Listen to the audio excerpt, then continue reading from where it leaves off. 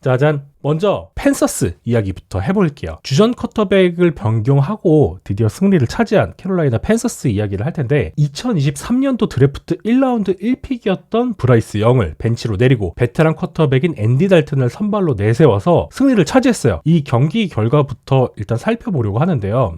이 점수가 36대 22, 굉장히 많은 득점을 차지를 했어요. 달튼은 319야드나 찍었고 3번의 터치다운, 굉장히 놀라운 결과가 아닐 수가 없습니다. 주전 쿼터백을 변경한다는 게 사실 쉬운 결정은 아니잖아요. 특히 본인들이 드래프트 1라운드 1픽으로 뽑은 선수라면. 그런데도 불구하고 이런 특단의 조치를 취했는데 상대가 심지어 라스베가스 레이더스 2주차 경기에서 볼티모어 레이븐스라는 강력한 팀을 꺾고 올라온 그 팀을 상대하는 상황이었기 때문에 많은 분들이 펜서스 또 지겠네 라고 생각을 하셨을 거예요. 그런데 대다수의 예상을 깨고 펜서스가 36대 22 승리를 가져갔습니다. 그래서 이 경기에서 어떤 일이 있었는지 본격적으로 이야기를 해보려고 하는데요. 먼저 앤디 달튼에 대해서 모르시는 분들이 있을 수도 있으니까 가볍게 먼저 설명해 주시고 말씀 이어나가도록 할게요. 네, 앤디 달튼은 이제 14년차 베테랑 쿼터백이고요. 지금은 굉장히 저니맨처럼 이곳저곳을 나도는 그런 쿼터백처럼 보이는데 나름 한때 프랜차이즈 쿼터백이었던 선수입니다. 그래서 2011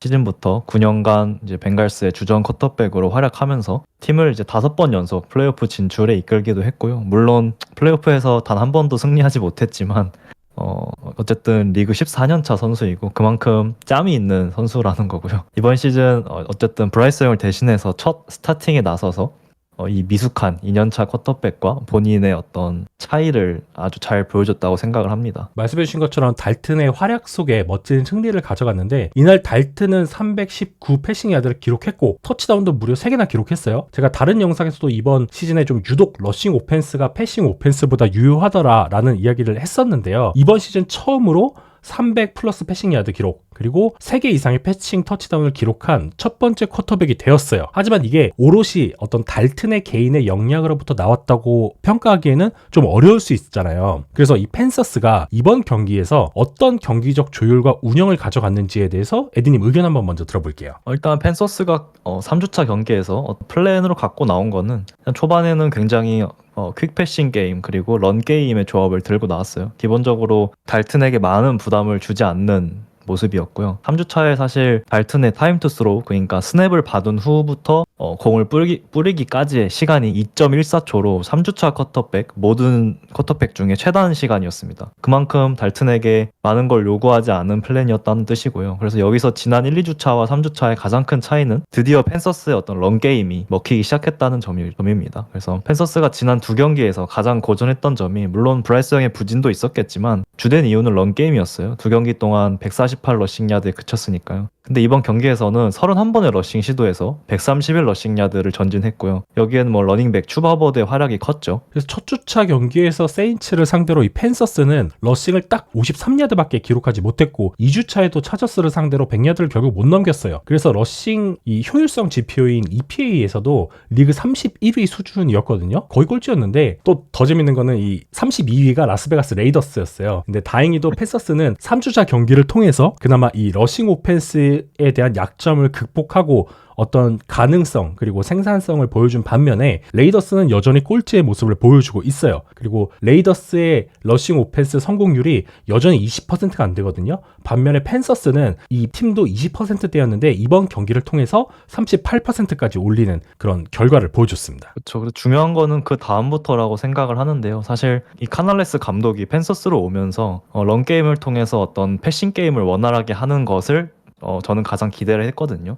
전임자였던 프랭크 라이크가 이걸 너무 못했어요. 런게임과 패싱게임이 사실 전혀 연결이 안 돼 있고 연계가 안 되고 둘이 따로 노는 느낌이었다면 이번 주 펜서스는 어쨌든 제가 원했던, 그리고 많은 사람들이 카날레스에게 원했던 그런 모습을 보여줬습니다. 그래서 가장 첫 번째가 이제 샷건 포메이션에서의 플레이 액션과 이제 RPO, 런패스 옵션, 이것을 통한 필드 가운데를 공략하는 거였죠. 런게임이 잘 풀리기 시작하니까 카날레스는 그 다음 연계로서 이것들을 꺼내 들었고요. 이게 굉장히 레이더스 디펜스에게 어떤 카운터처럼 먹혀들었습니다. 이번 경기에 달튼의 지금 패싱 차트만 봐도 얼마나 필드 가운데 공략이 주요했는지 알 수 있죠. 레이더스 디펜스는 사실 이 라인베커진들에게 굉장히 공격적인 주문들을 많이 하거든요. 러싱일 경우에는 굉장히 공격적인 갭 슈팅을 요구하고요. 패싱 시츄에이션에서는 로버트 스필레인 같은 선수에게 블리츠를 많이 요구하기도 하죠. 그러다 보니까 레이더스 디펜스가 런게임에서 강점을 보일 때도 있지만 이 라인베커 뒷공간이 많이 비는 편이거든요. 그래서 펜서스는 이를 잘 알고 있었고 이를 통해서 필드 가운데를 좀 굉장히 많이 공략을 하는 모습을 보여줬습니다. 그리고 또 다른 포인트는 저는 샷건 그리고 스프레드 포메이션이라고 저는 좀 짚고 넘어가고 싶은데 이번 경기에서 굉장히 리시버들을 넓게 필드에 정렬을 시켰고요. 달튼을 굉장히 높은 빈도로 샷건에서 공을 받게 했어요. 그래서 이 상태에서 뭐 러싱도 하고요. RPO도 하고 플레이 액션도 하고 다운필드 패싱 게임도 합니다. 그래서 사실 샷건과 스프레드 이 포메이션에서 생기는 가장 큰 이점은 일단 쿼터백이 필드 전체를 스캔하면서 디펜더들의 위치, 뭐 쿠션 이런 다양한 정보들을 흡수해서 스냅 전에 미리 많은 결정을 하고 이제 플레이에 들어갈 수가 있다는 점인데 특히 리시버들이 더 넓게 펼쳐 있을수록 세이프티들은 본인들이 커버해야 할 뒷공간 범위를 좁혀야 되기 때문에 더 뒤로 물러날 수밖에 없거든요. 그만큼 리시버들에게 공간이 많이 생기는 거고 그만큼 라인베커와 세이프티 사이의 공간도 더 넓어지게 되는 거죠. 그래서 여기서부터 사실 달튼은 굉장히 쉬운 숫자 싸움을 하기 시작합니다. 세이프티가 뭐 투하이를 유지한다? 두 명이 세이프티를 계속 후방에 둔다. 그러면 이제 박스에서의 어떤 수적 우위가 생긴다는 뜻이고 그대로 이제 런게임을 하면 되는 거고요. 세이프티 한 명이 뭐 박스 쪽으로 내려온다거나 그래서 어느 한쪽에 필드 이제 왼쪽이나 오른쪽에 리시버 쪽에 수적 우위가 생긴다. 그럼 스크린 패스를 하면 되는 거고요. 코너백과 리시버들 사이에 쿠션이 굉장히 크네? 그러면 짧은 브레이킹 라우트를 통해서 스냅 후에 빠른 패스로 이를 공략할 수도 있고요. 달튼은 사실 브라이스 형이 아니잖아요. 무려 14년차 베테랑이고 이 모든 것들을 너무 능숙하게 그리고 똑똑하게 잘 해낼 수 있는 선수이다 보니까 좀 이런 플랜을 준비한 것 같고요. 어쨌든 스냅 전에 판단하고 스냅 후에 아주 한두 번의 짧은 리드 후에 패스를 하는 이런 오펜스가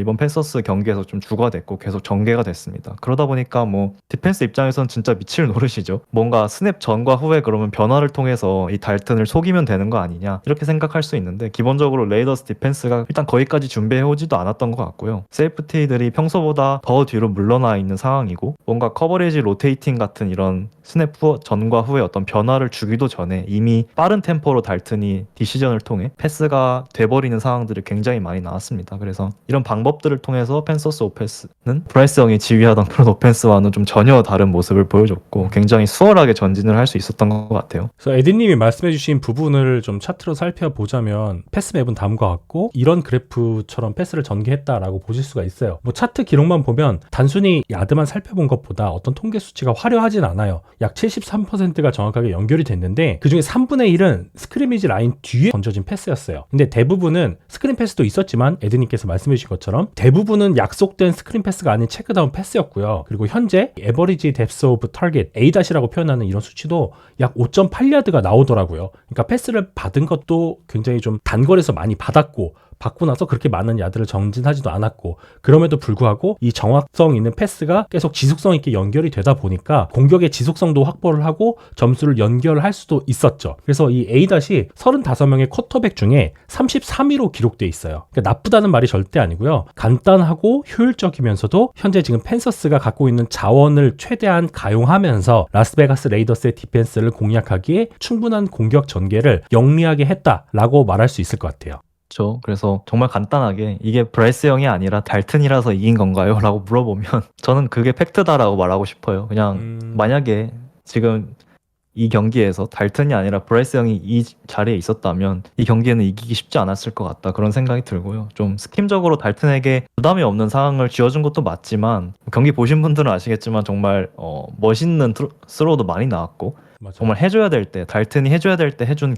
그런 패스들이 많았기 때문에 이거는 뭐 0이었다면 더 삐걱댔을 거다 저는 이렇게 생각을 하고요. 아무튼 베테랑다운 그런 면모를 잘 보여줬고 펜서스는 달튼의 그런 베테랑다운 경기를 읽는 능력을 좀 활용해서 좀 주로 샷건에서 많이 경기를 했던 게 많이 주요했던 것 같습니다. 그래서 뭐 디시전의 속도라든지 그 똑똑함의 정도라든지 패스 정확도라든지 모든 면에서 아무튼 0보다 너무 뛰어난 모습을 보여줬던 것 같아요. 특히 이제 브라이스의 영역에 가장 크게 지적되던 부분 중에 하나가 필드 중앙을 공략하는 부분이었잖아요. 근데 그쵸. 영은 아무래도 신체적으로 사이즈도 작고 이 오펜시브 라인이 불안정하다 보니까 그런 부분들이 연결이 잘 안 됐었는데 지금 화면에서 보이시는 것처럼 필드 중앙에 대한 공략이 이번 경기에서는 꽤 잘 이루어졌죠. 그래서 이 경기를 복귀해 보면 많은 분들이 최고의 플레이로 달튼 투 띠엘렌의 터치다운을 생각하실 거예요. 이런 종류의 패스는 근래 펜서스의 경기에서 찾아보기가 되게 힘들었어요. 실제로 브라이스 영은 NFL 커리어에서 20야드 이상 중앙으로 디펜스를 연결한 게 딱 한 번밖에 없었어요. 근데 이번 경기에서 달튼은 띠엘렌과 디온테 존슨에게 2번 성공을 했거든요. 그 중에 하나는 터치다운이었고요. 지금 화면에 보이시는 것처럼 또한 이 타이트 윈도우에 과감하게 던지는 그런 플레이가 굉장히 좀 인상적이었어요. 이번에 타이트 윈도우에 대해서 과감하게 이 패스를 성공한